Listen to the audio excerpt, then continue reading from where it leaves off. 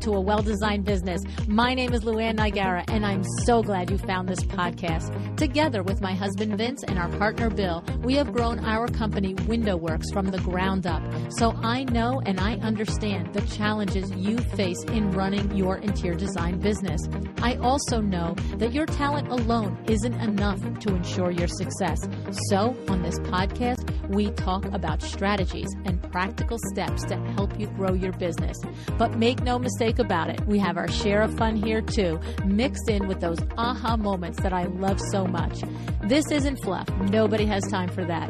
Whether you are a new interior designer or a seasoned designer, I am here to help you create and to manage the kind of interior design firm that you dream of. It's straight talk and it's action. Are you ready? Let's get started. Hi, welcome to A Well-Designed Business. On the show today, Melissa Lindsay joins me. She is the co-owner of Pimlico Interiors, located in Westport, Connecticut. And she's going to discuss today some of the methods and the tactics that she and her partner, Jill Kakaletris, use when dealing with the difficult conversation as well as the difficult client. Melissa brings 20 years of luxury residential design experience and award-winning interiors to the firm. Named at Home Magazine's A-list award winner multiple years over, Melissa has been lauded by industry professionals from Celerie Kemble to Bunny Williams.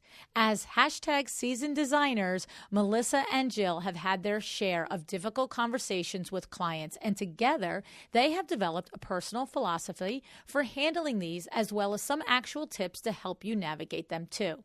I'm going to take a moment to thank my Doma Studio and Kravet before we begin the show. It's almost High Point Market Spring 2020 if you're listening in real time, and I hope that you will join us for the events that we have planned for you. Of course, with Kravet, you know there are absolutely no minimum orders, so you can fall in love with one sofa, one lamp, one area rug, and you can place it in your client's project without worrying about minimum opening orders.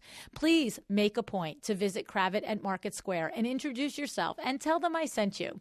And then my Doma Studio.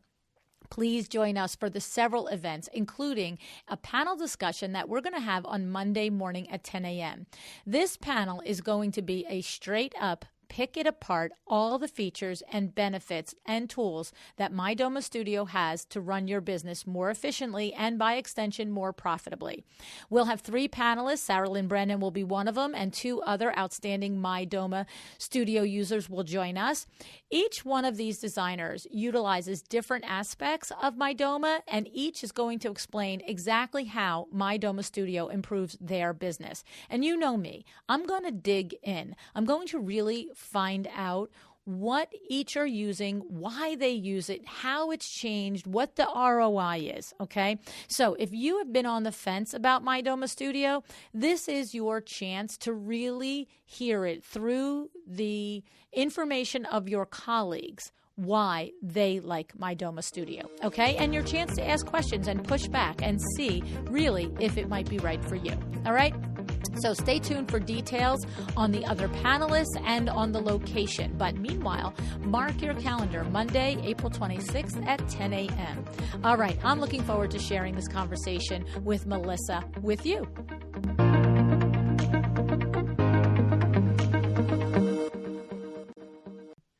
Hi, Melissa. Thanks so much for joining me on A Well-Designed Business today.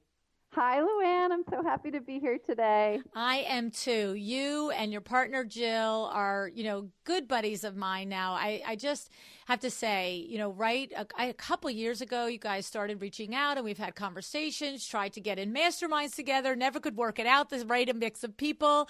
But we've stayed in touch, and you two came to LuAnn Live, right?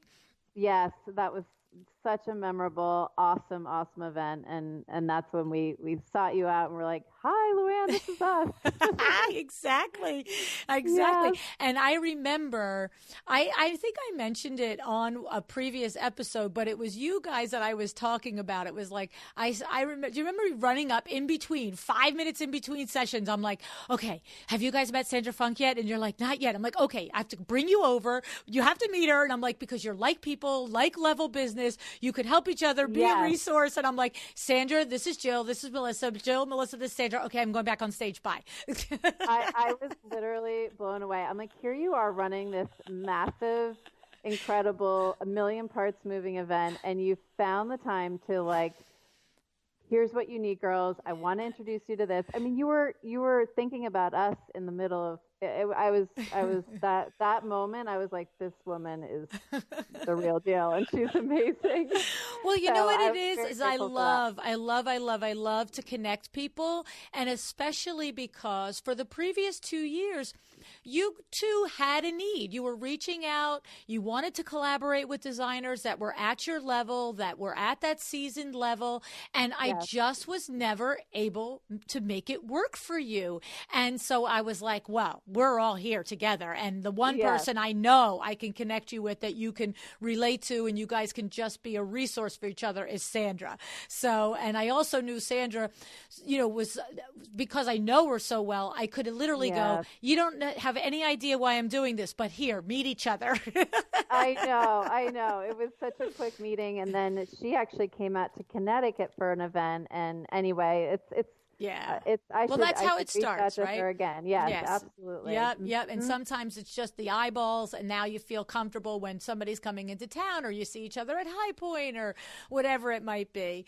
But so but then you have an uncanny ability to focus in on someone that you're talking to, and like when you pulled me aside at that other event, and you were like, Melissa, we need to talk about your website. I'm like, how are you able to juggle this? It's awesome because you feel like there's a million people, but I feel like it's just you and I in the room. Aww. So, well, I have to say, what happened was I was coming up to the Stanford Water, how do they call it? Waterside Design District, right? Yeah. And we had such an amazing day that Alexis and Jeff and, James and Tracy all put together. It was an amazing day, right? And but the thing was I said to you, I've known you for this amount of time, but when you were about to be on my panel, I always have to do that extra layer of research. It's like, what do I not know about Melissa and Jill and Pimlico Interiors that I need to know? And I was looking at your website and I'm like, I don't know them from this website. I'm like, there's nothing here. She's not that you had Dunes and Beaches, but I'm like, this is the Dunes and Beaches website where there's nothing personal. And so, we were going through some changes with our retail and our interior design. So we were in a transitionary phase, and it clearly was, one of those things that was on our list. And then well, and that's what I said to you too. Your eyes got on it, and it was like, oh no, we really need to do it. Right, because you remember literally your names were missing. Like your names were missing, and I remember I was about to go on, and I saw you, because it wasn't our panel. Our panel was in the afternoon, and I was like, oh no, I don't want to forget this, and so I left the stage, went over to you, and I just remember saying when you said to me, "We're in transition," and do you remember what I said? Okay, stop. It's done. You're a smart lady. If you're telling me you know what's missing, you don't need the 20-minute discussion from me. I just needed to know it wasn't over your head what was missing, right? Yes, exactly. So, and I love it the way it is now. So I love that it tells the story of your affinity for design and your talent for design and your passion for design. And of course, Jill has all of that too. But what we know is Jill is our operation. She's our behind the scenes, and she's the one that manages the projects. And it tells how she worked in the luxury, field of jetliners for luxury clients and scheduling their flights. And that's one sentence. I'm like, oh, yes, that's the lady that can handle my stuff, right? Because if I'm powerful and wealthy enough to have a jet, I also specifically want it ready at the moment I requested it, not an hour later. It's an important job. And it's great because we do have we're two very distinct superpowers that can connect in a great way for our small firm and make it happen. Yeah. No, I love it. I think you're an awesome duo, and you both bring so much to the table. So today, what we're going to talk about today is through your years of being in business. You know, we all know as entrepreneurs that the more we do, the better we get at it. And one of the refrains and the constant conversation of the podcast has been to walk away when we know a client isn't right for us. But at the same time, we also know in the beginning, we take almost anything and everything to get our business off the ground. And there's some value in that because you learn what not to do. You learn what kind of client you don't like. If you really cherry picked from the beginning, you would be hard to get the business and the cash flow going. But it would also be very hard to actually really, really in your core know why and what kind of client is bad. But the difference from right, the difference between the entrepreneur that's in that first 1 to 5 years and then those middle years of sometimes saying no and sometimes not saying no, but then the seasoned years where you're like, yes, I'm saying no to this. And what you mentioned to me is that you have given it careful thought and you have come up with some go-to sentences and phrases that you use in person and in emails that you know, because it's one thing to say you're not my client, it's another thing to say you're not my client. like totally, right? Like how, I mean, it's really an interesting topic because whether you are a baby designer just starting out with a few months or a few years under your belt, or you've been doing this for a really long time. I've been in this industry for 20 years with Pimlico over, about 13 years. And you are still faced with challenges and clients that require you to sort of refocus and decide what your best match is and how to basically tell them that you're not a good match. And we all talk about that in broad terms, right? So, the red flags, some of the red flags, and this, I don't know if this is going to be, a great client, but I might take her or him on anyway. And when you can actually stand in a ground where you have specific words and phrases that you can say, I think that it's very empowering because it's like, okay, you could easily say, I'm booked for the next 6 months and they could keep coming back. So that's that why doesn't I hate really that one. get them. Yeah, I hate that doesn't one. really, so that one, tried that, have not been successful with that one. No, it doesn't work. And usually it's because you just don't know how to tell them no, right? And you're afraid to have the hard conversation. You're just you don't want to have the hard conversation. It's because design is such a personal. It's such a deep collaboration, and your relationship with the client and how you work with them, how you're in their home. So how do you say, I don't like the signs that you're showing that I feel like might drive me crazy? And so how do you say that? It's not an easy conversation to have.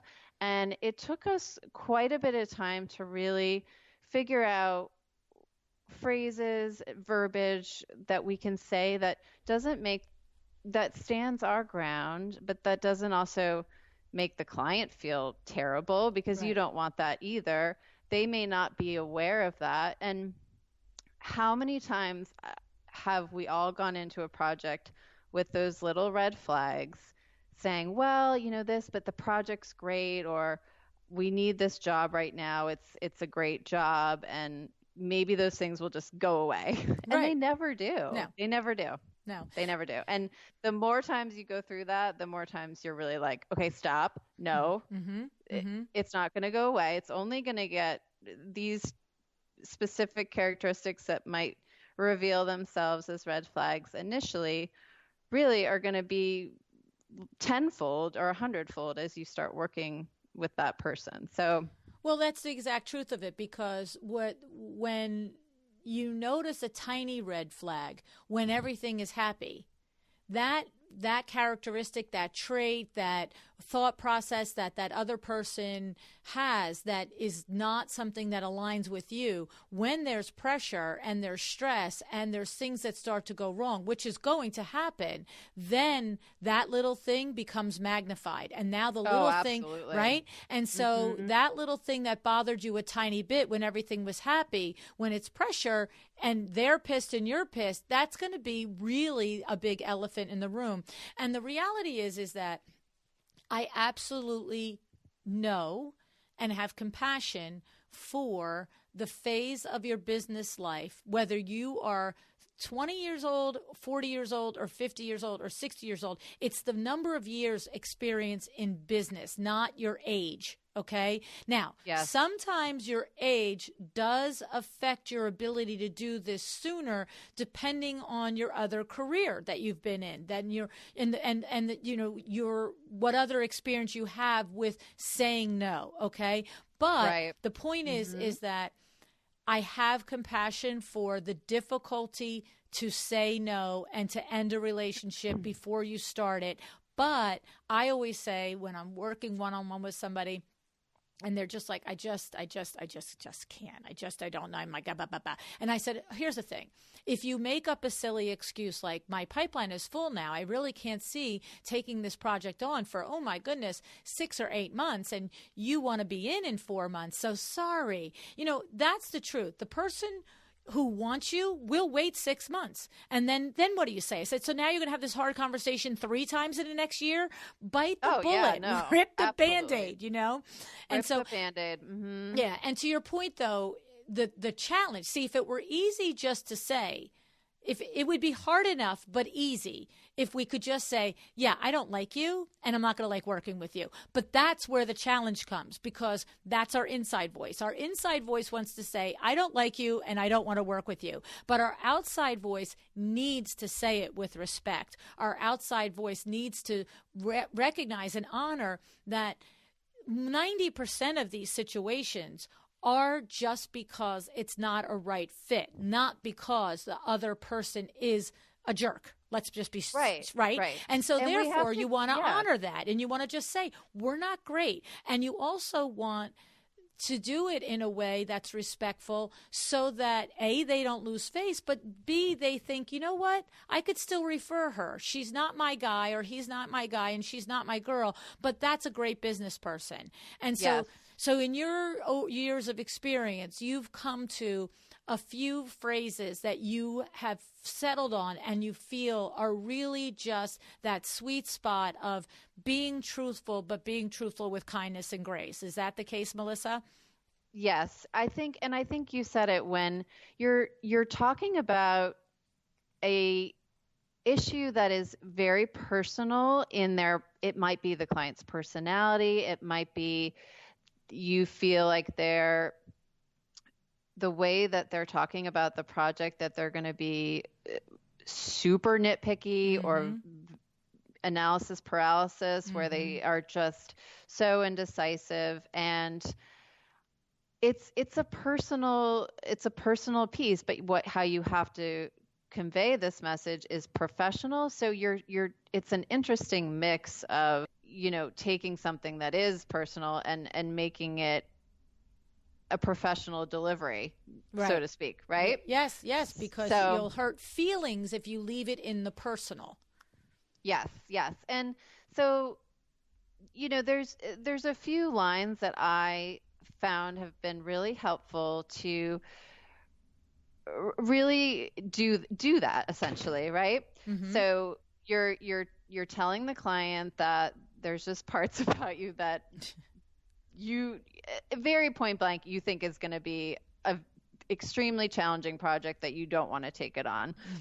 So a few lines that I've used in this scenario is this. I'm going to just read a couple. Is that okay? Yes, absolutely. Okay. Please do. Okay, good.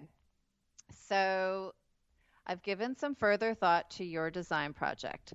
The ultimate goal is for you to be happy and feel you are getting the best design experience for you. Based on the back and forth dialogue we had in our meeting, I feel the type of relationship that will give you the greatest satisfaction is not something I can offer. The way in which I work will not be a good match to how you want to work. You deserve the experience you want, and if I'm already feeling like this may not be a good match, then it won't be a good end result for you. So what I'm doing in this particular verbiage, and I have a few different iterations of verbiage, but I'm really making it about the client, and my insight into how we may work is not going to give them the best experience and outcome. Right. So it's about them in a good way. Do you enunciate it for them so that they don't come back and say, what are you talking about? I think we're great. Like, do you give it to them in that first email, like some taste of what it is that you really think that they want, and then say why you won't deliver it? Or it hasn't been necessary? That's a really good question. For this particular one, from my recollection, I didn't want to open that door. I kept it it was clear, but it was very high level, because sometimes if you open the door to that, it will allow for more back and forth, right. And you don't want to be going back and forth multiple times. So she may have responded, and then there could have been another email with a little bit more detail, but it's still very high level. So it seems to me that type of response would be very effective for the consumer that was sort of feeling the disconnect too. You see, you don't need to enunciate why I can't deliver what because in this response, you're saying you want something I can't deliver. That's what you're saying. You're saying you want and need this XYZ. I'm not naming it, and I'm not the girl to give it to you. And so I feel like that response would be really great for someone who you could see that you both weren't jiving, right? And maybe because sometimes, look, the customer, the client has often the same gut feeling that something's not jiving, but they're just like us. They're human beings. They might think, well, maybe I just don't understand the process, or, it was our first meeting. The next one will get better, or my girlfriend loved her, so I'll love her. But when you come back with something like that, it almost like I could see that a client that was having that little gut reaction too would say, oh, okay, so it wasn't just me, where she felt it too. All right, let me not push, the point on this, and just gracefully say thanks, and I'll move on. Yeah, it's funny, LuAnn, because I am remembering this particular client, and I think that scenario which you described certainly does take place, where it's a first date. It's like a first date. I mean, there's Jill always does our discovery call, so there's obviously a conversation that is, directing and making sure that a home visit is the next appropriate step. But it's essentially a first date, and there are times where it's just not jiving, and you kind of know, but you're like, I'm not sure.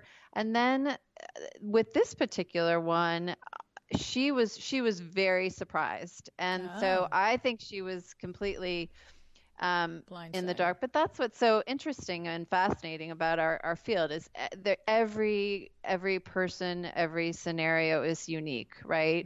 And there were red flags for me in that meeting, and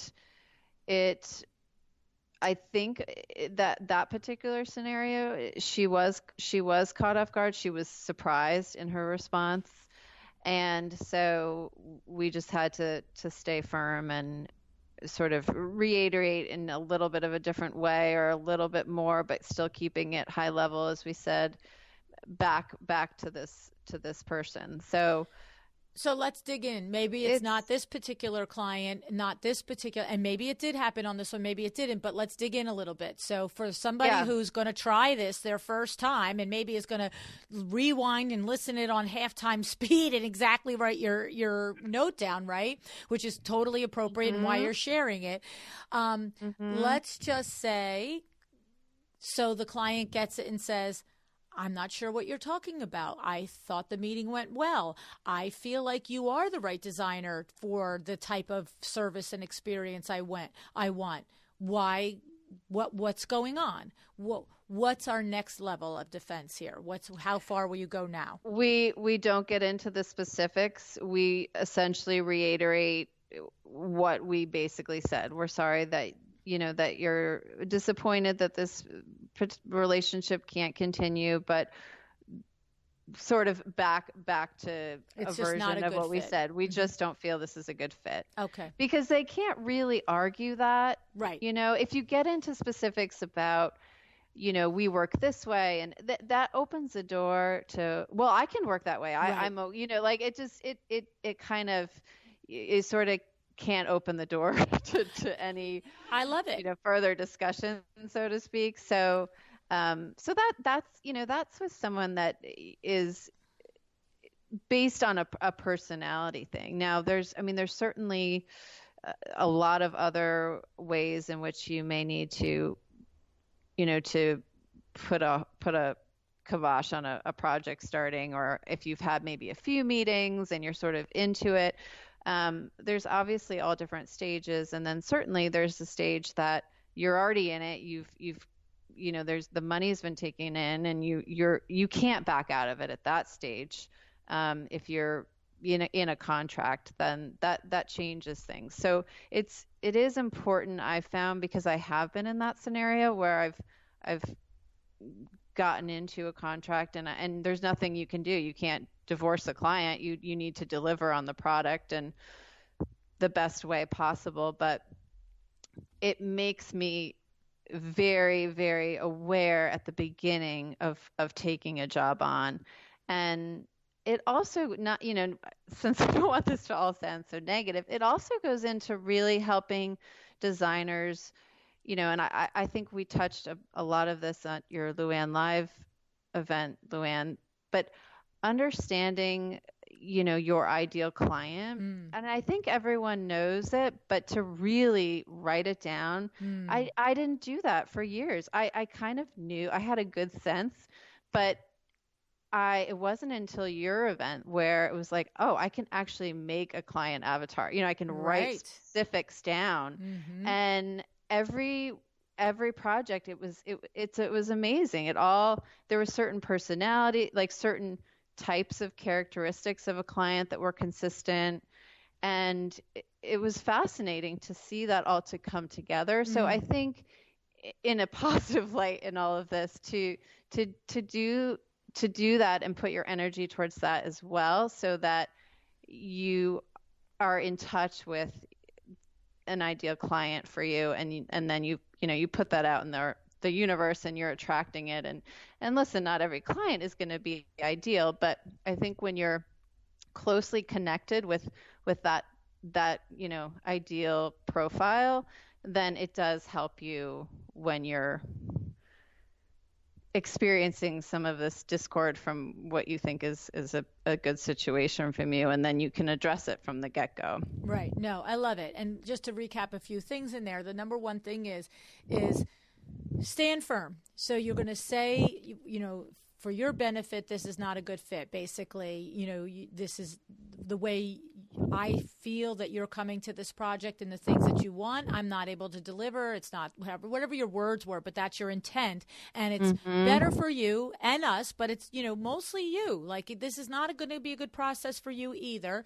And not to necessarily name out something that they can refute, that they can say, no, I could, change that way of thinking, or I could change that requirement, because the thing is, if it's because of personality, right? If it is something that they cannot change, they can change their budget, they can change their design requirement. But if it's something they can't change, then you cannot give in on it, and you just have to stay firm, right? It's so hard because you're like, I want this job. You're like, well, maybe I can do it. And you start going down that road, and it's never a healthy road, because as soon as you start doing that, then you're not compromising everything. Yes, you're compromising everything. And the thing is, this particular designer is only 1 or 2 years in business, and ultimately, another week or two into the project, he kept putting unrealistic demands on her. And so what was interesting is, together, her and I figured out how this is ending. I just said to her, I said, okay, we had one unrealistic demand. You pushed him back. You said no. He came back to you and said, okay. But now it's like a minute later and he's got 4 more unrealistic demands. If you're looking at me and telling me that you cannot deliver this, then we're going to start to pull the plug. And we did. And she ended up, negotiating out of the contract because he was pretending that he was going to follow her lead, but he wasn't, and he had no intention to it.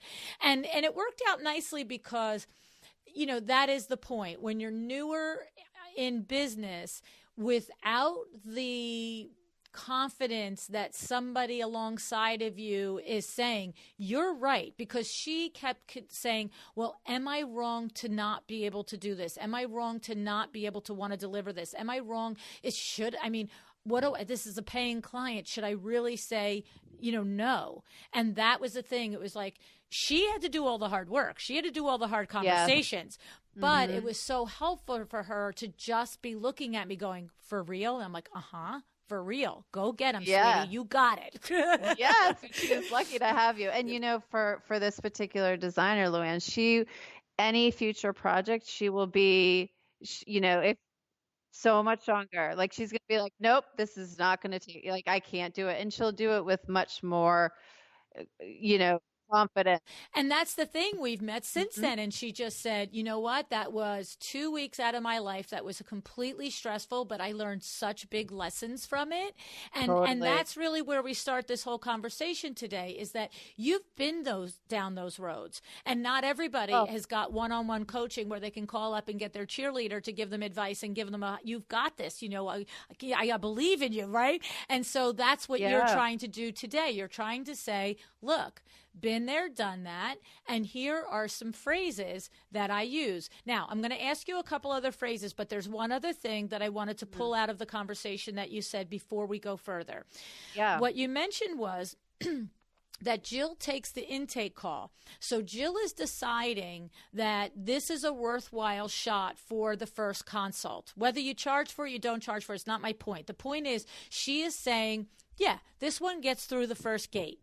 And she is a gatekeeper. Right, right. But here's what's interesting, and I want to point out, is that what I'm seeing is the complete expression of mutual trust between the two of you, because you're trusting her with that first gate. But then when you come back from that appointment and you say to her, Jill, this is a no-go. There's red flags here. I'm not getting any sense that Jill and you are having discord over that. She's probably at that moment saying, okay, you had boots on the ground. You had the real long conversation with her. Am I correct in this assumption that the respect is given back? Oh, yes, absolutely. And we do actually go together on the initial consult. Didn't realize that part. Okay. Yes. So then you're looking at each other with eyeballs going, yikes.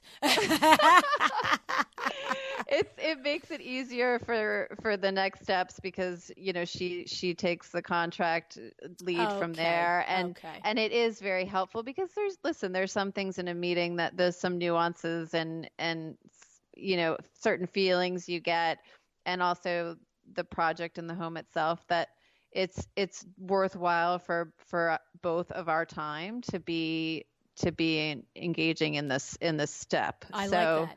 That's a good advice right in there, because even though that throughout the project you're really stepping into each of your own particular superpower and executing different parts of it, probably not completely autonomous. I don't think that for a second, but you probably have domain over certain areas, right? Yes, absolutely. But this first visit is as you do it together so that you both get the sense of the client, the project, and you can come to agreement. And of course, like you said, this way, everything that's happened in the conversation, when she prepares the contract, she knows exactly the things that she probably has to stress based on the wigginess of the client, right? Yes. And, we didn't always do that. It used to be just me that went on. And so learning in curves. hindsight, yes, we did. We learned because there was times when I came back and I'm like, well, this was what happened. And then I'm sort of rationalizing taking the job, but I don't have Jill being like, yeah, no. Stop it, sweetie. I know that's an amazing architectural piece of property there, but we're not doing it. Right. So it's a good checks and balances. And again, I feel I've had a huge learning curve, and I do feel at this point we both are very good at recognizing the characteristics that do not align with our ideal working relationship, and we're very good at being able to discern that. But it took a while, and it took a lot of not ideal jobs and clients to get there. So yes, it's there is a level of experience for sure that helps you get there, but you can get there quicker if you're, if you, by listening to this conversation, I'm just hoping that I can help, because everyone out there has had it or will have it, and having some tools to get through it is really nice, I think. Yes, so. Absolutely. So share with us another line or sentence or phrase that has worked for you that is one of your go-tos. Okay. So let's see. Sometimes there can be some back and forth on pricing, right? So you can meet the client, you can agree to a scope of work, and you present your fee or your hourly rate, and we do charge on a design fee basis. And from this particular instance, I believe, was related to hourly and time, right? Mm-hmm. So like understanding where this fee is coming from, and trying to take it a little bit more literally with hours, and for this was quite a while back, but from my recollection, it was sort of nitpicky with that. So let's see. We have discussed your communication regarding the contract and the way we've carried out the design plan thus far. Our design fee and payment schedule is based on the time spent on developing your schemes and Melissa's creative talent. Our ideal professional relationship is one where the client places the highest value on the designer's vision and creativity, culminating in our ability to deliver the optimal overall client experience. Based on the back and forth dialogue we've had to date regarding your project, we are concerned with the direction of this relationship and the way you are viewing our design process, along with the potential impact it may have on our ability to provide our services in a way that we are accustomed to. So this is really addressing a client who is not valuing our creative talent. Like they keep saying, why should it take that long? It couldn't have taken that long. What do you do? Like, is that the type of thing? They're just like constantly questioning what you're doing, that it matters.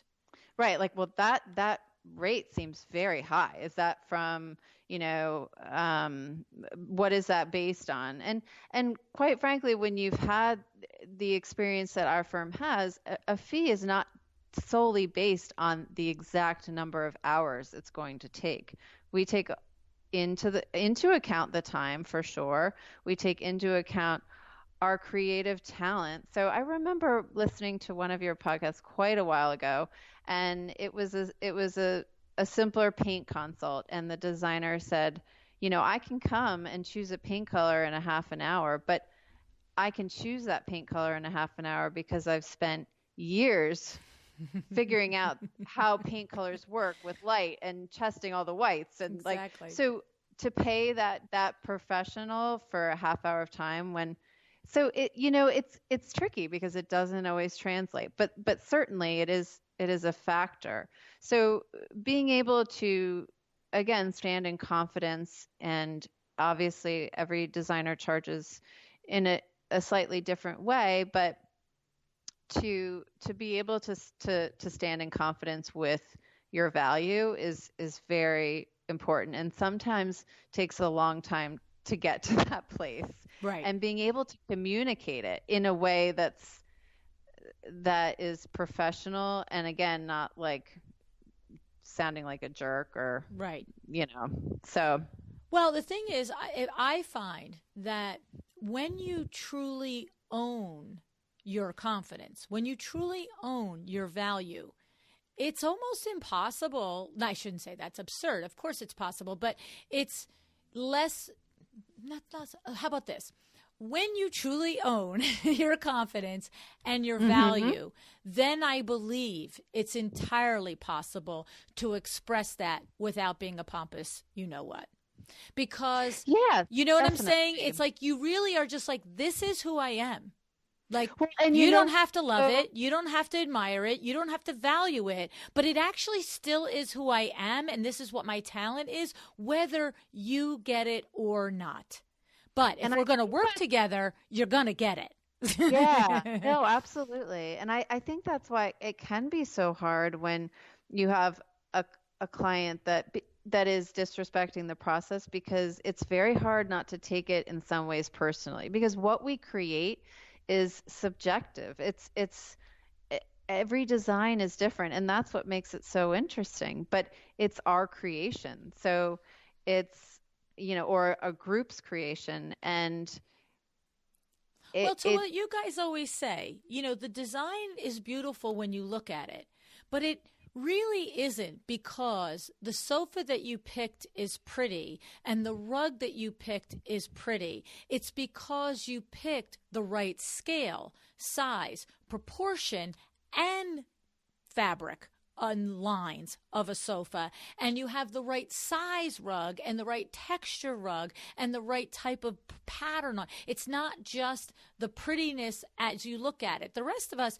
a lot of us can recognize pretty, but we can't put pretty together and mix it. It's, you know what I'm saying? It's your intrinsic talent and your educated talent and your experienced talent that makes it so that the 8 pretty things all work, because they're not randomly pretty things. Absolutely. And what I think is, you can also take it a step further and say, here are, 5 accomplished designers who are going to do a room, and they're going to do the correct scale and proportion of rug and sofa and furnishings. But it's that next level of, how are you curating the space in a way that might be more appealing to one person? Like, right. I could be like, that designer's room, I am so in love with, and another designer wouldn't. So it gets to that next level of a feeling that you get. I mean, everything could be done quote unquote correctly, or within parameters of correctness. Right. But design guidelines. It's yeah. So, but the point is that going back to the client that's questioning, that's a high hourly rate or that's a high fee. What are you basing that on? It's the thing is, when you hear that question, you have to know in your core that what you are basing it on. You know what I'm saying? You have to know. It can't be like, well, I listened to a podcast and they said I should charge $175 an hour. It has to be, I know I'm worth it. It's what you said, and I can't even count how many podcasts. If you believe it, you have to believe it. You have to believe your worth and stand by it and have that confidence, and then you'll be fine. You'll be totally fine. Right. But if you don't really believe it and you're not there yet, then right. that'll be that can come through for sure. Right. And what I know is that because there's people like myself that are truly salespeople, and so I can probably 8 out of 10 sell you on something. Okay. But it doesn't mean that I would necessarily. So if it was me and somebody, and I started interior design and I came out of school and I was $85 an hour, in 6 months, I might say I'm $125. And then by the end of 2 years, I might be $225 an hour. Like, I mean, that would be me. I would be like, let's keep going. Like, that would totally be me. Yes, right. Okay. You. And the thing is, I know that standing there on that console, a year out of school, a year out of business, a year out of whatever, I'd be, oh yeah, it's actually $275 an hour. And I know I could sell you on that. But what I also know is that at that trajectory of my experience, I might not be able to deliver $275. So this is where that value of $275 an hour. And this is where I don't want anybody to ever mistake. When I am your cheerleader and I am saying, raise your rate, do more, get more, you're worth more, yada, yada, it is always the combination of what your experience really is and just a little bit more confidence than you think. So my thing is, if I'm talking with a designer and she or he is charging $85, and I have 10 minutes of conversation and know that they've had 2 or 3 years experience working for another designer, 6 or 7 months of their own firm, I know that designer can go to $115. I know they can. Like the difference between 85 and 115 is nothing. But that person, that designer is like, oh, I don't know. And I'm like, no, yes, that you can do. But I would never look at an 85 an hour designer who has 3 years experience and 6 months on her own and say, go to 250. It's like, no. So I always You've gotta know. Get there. Yeah, you have to bring the backup. But that's what really this point is. When a client at your level is pushing you back on your rate and pushing you back on your design fee, you've got 20 years experience and you're just like, no, see, it's not about the 20 minutes that I spent picking the sofa.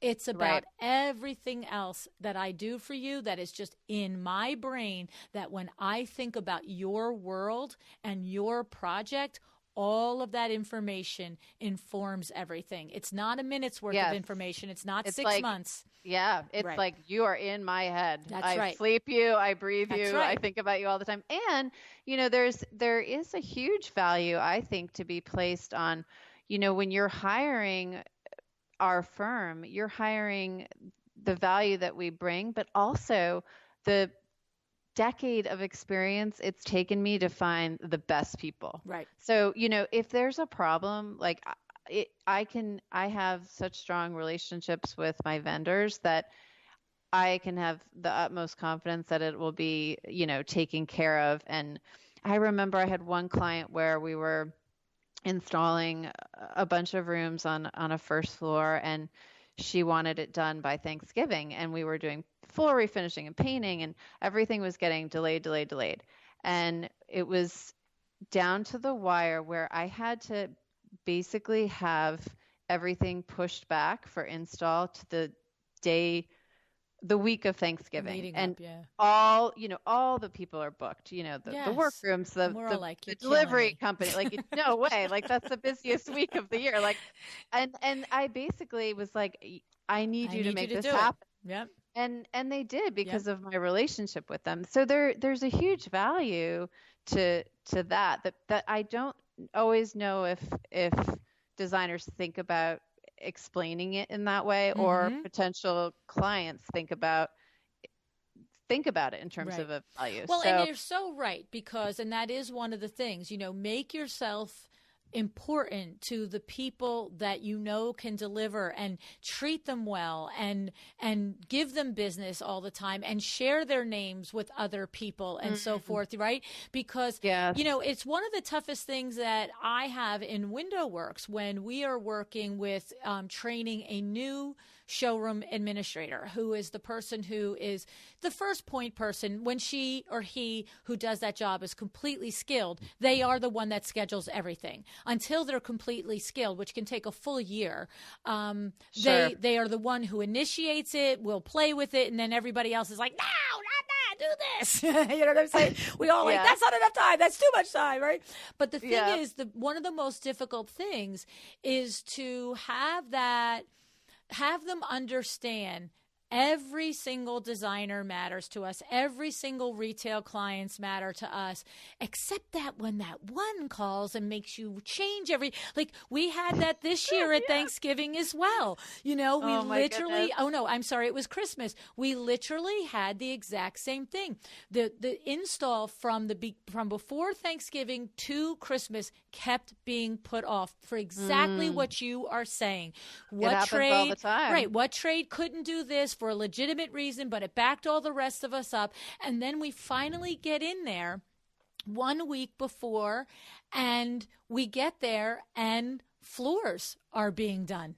And we're just like, oh gosh, we can't walk on these, and No, we're like, can't. what's happening here? Right. And so we, leave the project, and then the designer is on the phone and she's saying, basically miscommunication from the GC to the floor guy to our team to you. Sorry, but photographer coming next Thursday. And I'm like, I'm 4 business days from closing for Christmas. Like, whoa.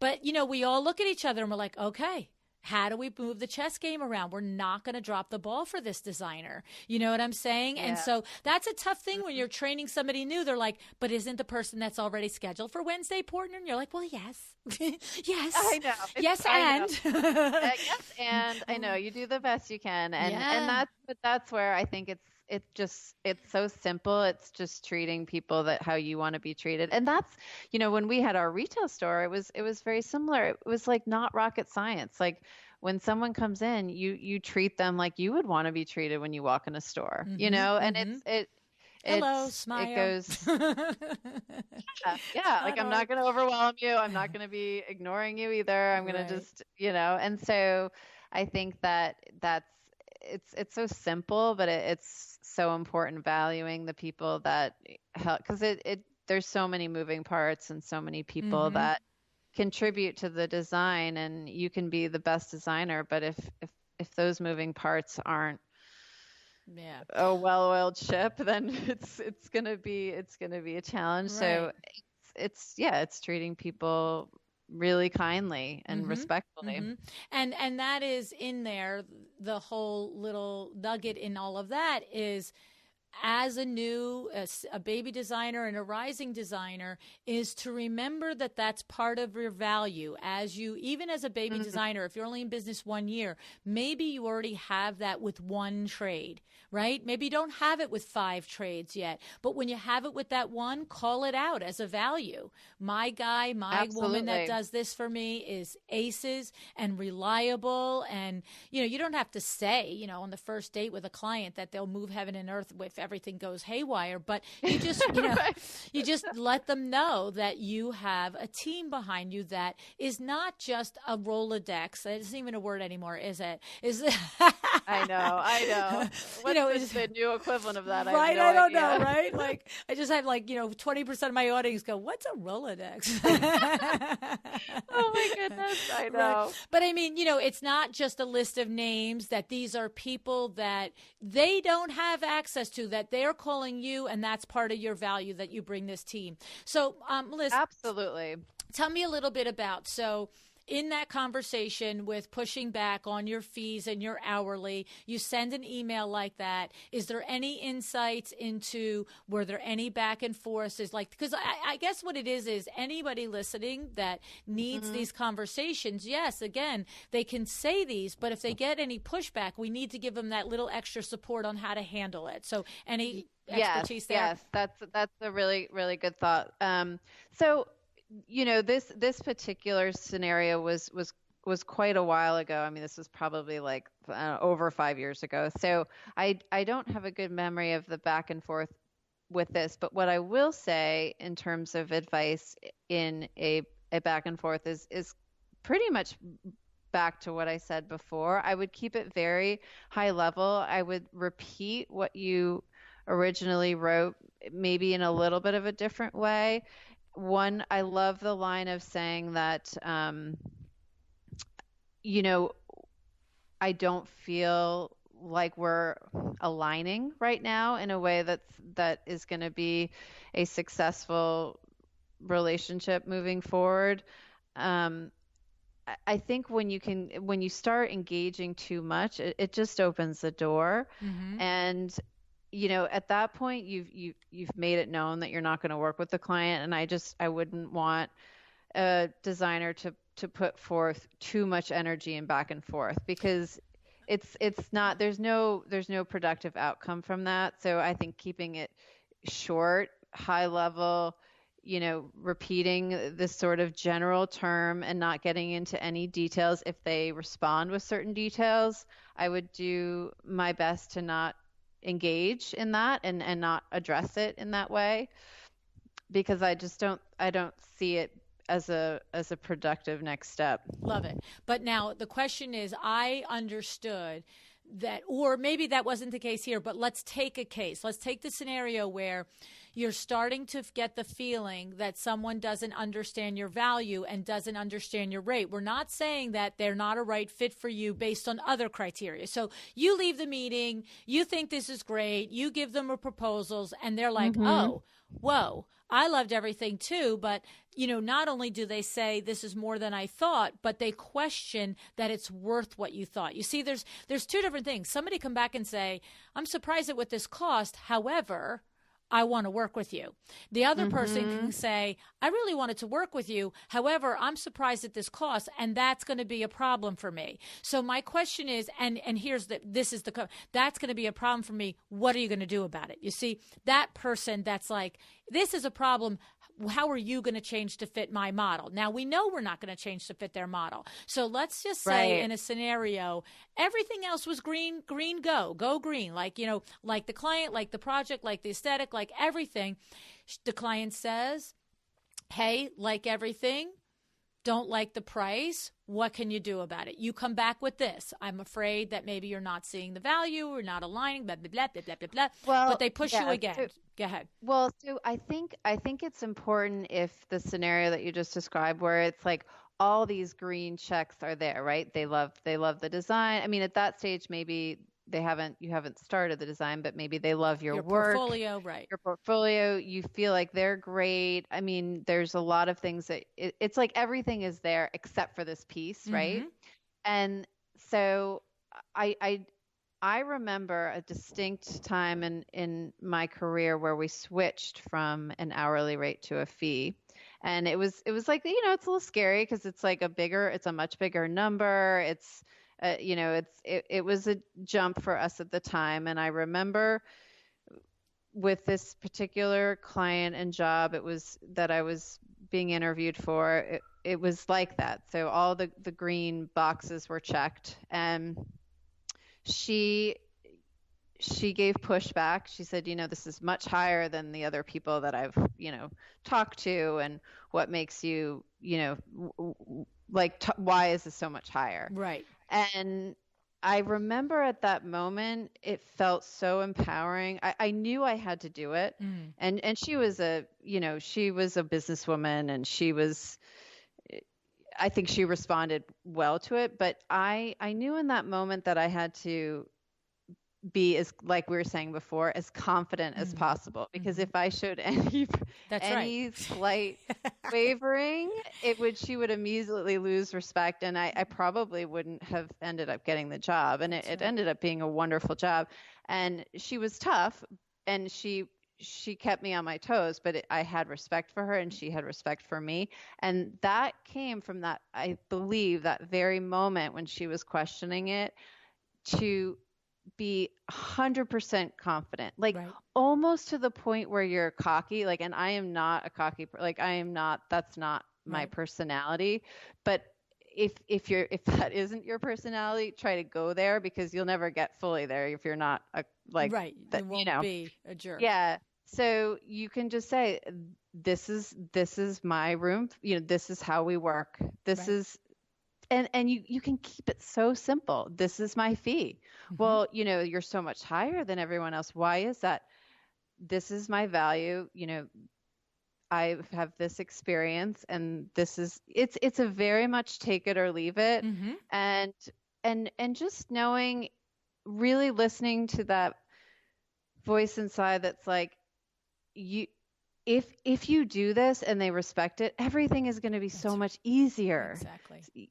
So I think if you can stand strong and really be in a confident place, and don't talk too much, Right. Oh, yeah. Don't start, well, I blah, blah, blah, blah, blah. This is my rate. This is how we work. well, everyone else, this is our rate and this is how we work.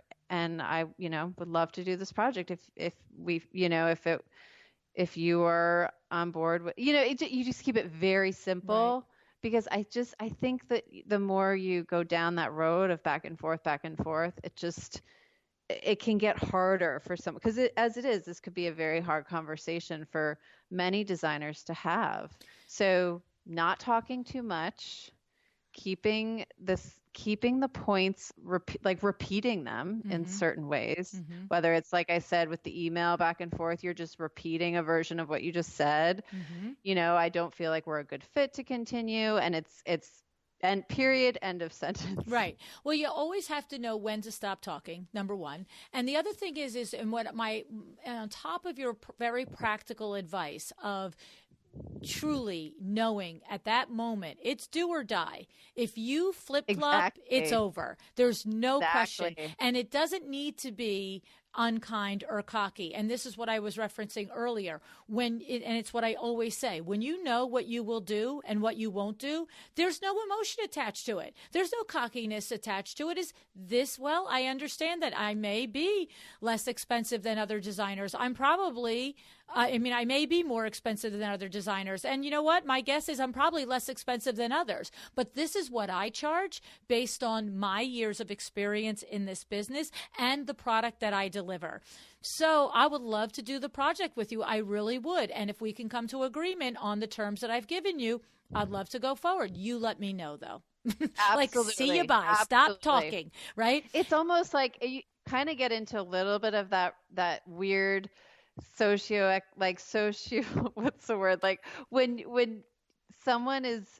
you're dating, if you're starting to date someone and someone's so into you, and then you're just like, oh, that's way too much. But if someone's like, you're like, when is he going to call me? When is he going to call me? Well, so Melissa, you know what it is? In sales, it's the takeaway. That's exactly what it is. It's a takeaway. It's like, look, I'm not for everybody. It's okay. Maybe I'm not for you. You know what I'm saying? Like, again, that's Absolutely. Inside voice. Outside voice is the other. But the actual, in addition to your major tip and point, is to be confident and express your value confidently. My little addendum to that is know the sentences you will actually say. Like, actually rehearse those sentences until they just come out of your mouth like water, okay? Because in the beginning, when it hits you, it can be, I'll use the word terrifying, and that might be overstating it a little bit. But the point is, the first, second, fourth, fifth time that somebody pushes you back and says, you're more expensive than everybody else, why should I do this? You can't just say, well, I have value. Oh, right. If you're not prepared for it, you have to express the value. So whether I'm talking about something having to do with the podcast, whether it's sponsorship on the podcast or it's coaching with me or a client that is considering working with WindowWorks, I know exactly what my value is. The thing about it is by me knowing it, and knowing what I will say, it makes it so easy that when I do say it, if that woman, especially a woman who's confident and is a business person, if you or I were to come back with our value to that woman, she just might say, that's not valuable to me. And now we're great because now we know before we even get started that she doesn't think my superpower is a superpower. And guess what? I don't need to convince her of it because that means she's not my client. You see? Absolutely. But you have to know what your value is. You have to be able to say, boom. And I always say, write it down. Write down all the amazing things about your company that you deliver. And then hone your message, hone your conversation into those 2, 3, 4 things that you're going to pull right out of your bag of tricks the moment that you get pushed back so that you can say it with confidence until you are where you are. You're seasoned and you know it and you're not wavering on it. Yes, I think that is such good advice, LuAnn. And I think even a step further, it's like we talked about before, write down all of the ideal characteristics of your ideal client. Absolutely. And write down these, write down what I said and make it your own. Right. And have your words. These these words are from emails taken over the last 10 years, literally. We just have like paragraphs that we can go to, because even now it's like, oh my God, okay, how do we say this? And it's just, it's easier over time, but absolutely, like you said, writing it down and having that, quote unquote bag of tricks that you can go to, and then writing down your uniqueness, your value, and those three sort of groups of information will give you so much confidence and stability and power, really. Yes. They're empowering. Yeah. It is the journey for all of us. And so the conversation for you and I is to just give some tips and, ideas. And what I always say, if you've got to borrow confidence from a business person that's been there before you, then do it. Borrow that confidence and know that this is the process. This is the strategy. Now you have to apply to what you just said, your own language to it, and then, of course, your own value and your own superpower. So if you are going to rewind and you're going to write down the emails that Melissa and Jill use, it's important that if they don't sound like you, you can't have 5 conversations with a client and then show up with this email, right? Right. That is you have to do point, the 5th grade paraphrasing, making it your own words. Totally.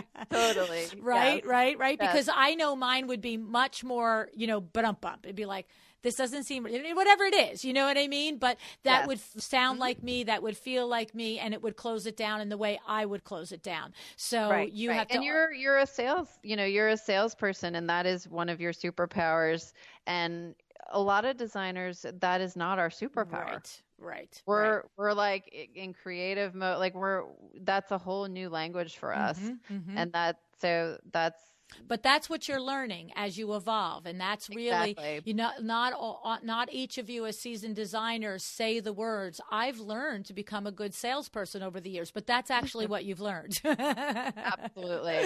It really is, without even it's just happens. Exactly. The skill set of really just meeting somebody where they are, listening more than talking, but when you're talking, it's meaningful, it's valuable, it conveys something of importance, and it doesn't waver. You cannot be talked off or out of something that's important to you. We can always change and adapt and give more, or give it in a little different way, as long as it doesn't impinge on one of our core beliefs or processes. That's the thing. We'll sometimes go, that's another thing that's hard to teach a new employee at WindowWorks. It's like, this is the WindowWorks way. Well, unless we do it that way, right?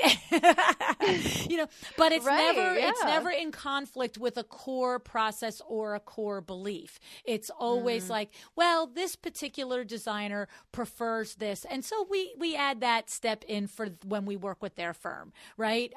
But we have designers all the time. They're like, will you do this? And I'm like, no, we will not. Can you do an order without a purchase order? No, I cannot. You know what I mean? And it's like, oh, well, I just like to do it this way. Great. I don't. You know what I mean? There's certain parameters that you have to fall within. Right, Absolutely. Right. Absolutely. Right. So, and then, my other favorite line, well, in my, when somebody's really, really pushing me back and really wants me to do it their way.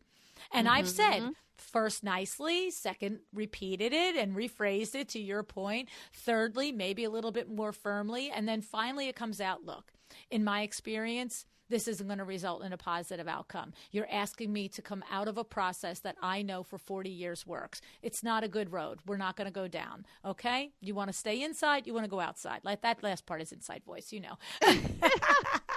But that's where you stop exactly talking. it. That's where you stop talking, and that's where the rest of it happens on the inside of my head, and the rest of it, and I'm just looking at you. That's you knowing when to stop talking. Absolutely. Yeah. So, I appreciate so much, Melissa, that you and Jill put together, these few phrases for us. And of course, I definitely just cannot not say that you have to really make them your own, because the whole point of this is to be in your place of confidence. And in order to be in that place of confidence, everything has to come from you. So this is a great barometer and a great guideline, right? And that's really what I wanted to give, because I think sometimes you have these conversations, but to to give you some words, some phrases to help get you started is, I hope, to be helpful for a lot of designers out there. Definitely, definitely. So if I don't see you beforehand, I'll see you at LuAnn Live in November, right? Yes. Oh, that'll be so excited. I love it. I love it. I know. I'm gonna have to get my rest beforehand. So I know. Fully I know. Go I hard, wait. right? That's my motto. Work hard, Yes, play hard. It is, and I absolutely love it. So Yeah. I will be looking forward to that. Yeah, me too. So you please give Jill a big hug for me, and I thank you so much for coming on the show, Melissa. Thank you. Oh, thanks, LuAnn. It was my pleasure. It was so much fun. Thank you.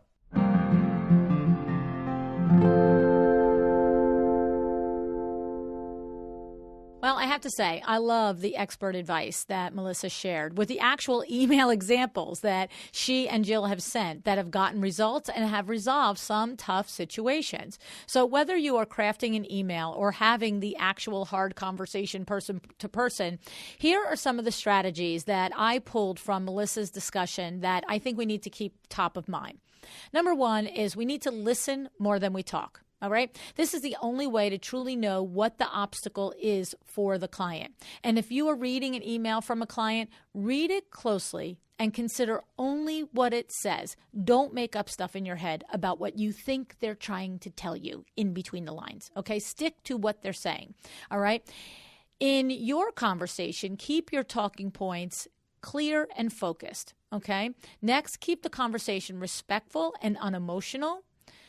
Know your value and be confident in it, right? Melissa was talking about that, how it kind of just flips a switch when you just know what you do, why you do it, how you do it, who you do it for. It becomes this little, click of the gears, and your confidence is there and there's no drama, right?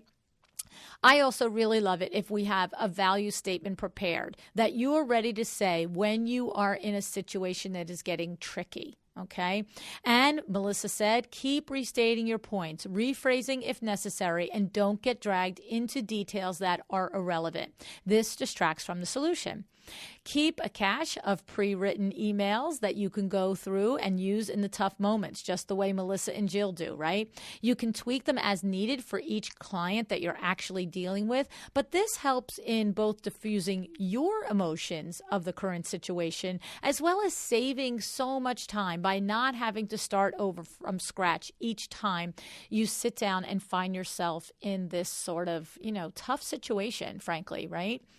And then stop talking once you've made your points. By continuing to talk, it opens the conversation to ideas, points, irrelevant things that are not core to the current conflict. And of course, anything that gets you off track of the core current conflict is non-productive, quite frankly. It just opens, Melissa said it a couple of times, it just opens doors and you get down going lanes that have nothing to do with helping you resolve the issue. All right? So lots of great ideas here from my friends at Pimlico Interiors, right? Don't you agree?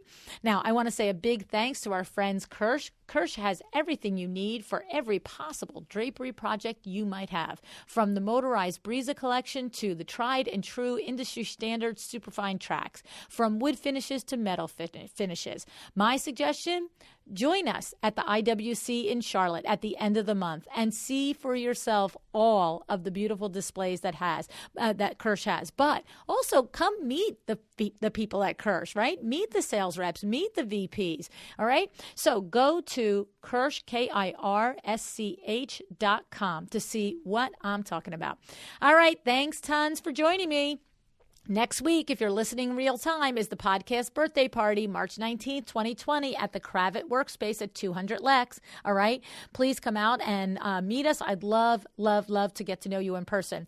And then right around the corner is the IWCE. And then right after that, I'm going to be at East End Interiors in Long Island. East End Interiors is celebrating their 30th year in business this year.